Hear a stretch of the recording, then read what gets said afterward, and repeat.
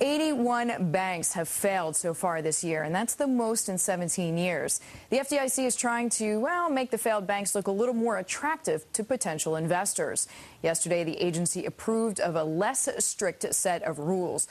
Billionaire investor Wilbur Ross was one of the buyers of a failed Florida bank in May. Bloomberg's Carol Masser asked Ross about the new rules. To do due diligence on a bank with all the problems that exist nowadays, you have to be allowed inside.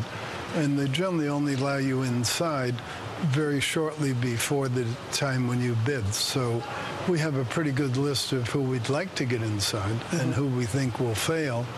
But now that they've cleared the air, I think that it'll be a lot easier to at least get inside and do the due diligence.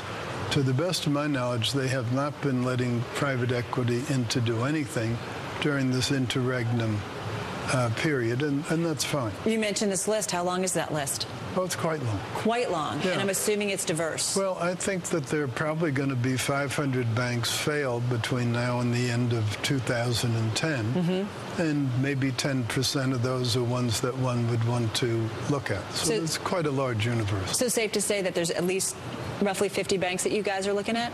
No, that we would like to look at. Okay. That we'd like to look at. Okay, but once you go through the details, and again, I know it's really tough since you haven't gone through it, could we assume that you would potentially you'd be doing some more deals here? Oh, well, we will bid some more, assuming that it's the way that I, understood it over the video conference. Right. We'll bid. The problem is we're not going to be able to bid as much as we would have before. In the case of Bank United, our bid, if these had been the rules, probably would have been a couple of $100 million lower. Okay. All right. So that would have been another couple of $100 million lost forever by the FDIC. How much private equity money is out there potentially to go after banks? Well, private equity altogether has around $400 billion of unused equity funding. I don't think all of that would go into banks, but conceivably $100 billion could. Okay, so a big chunk of it. Sure.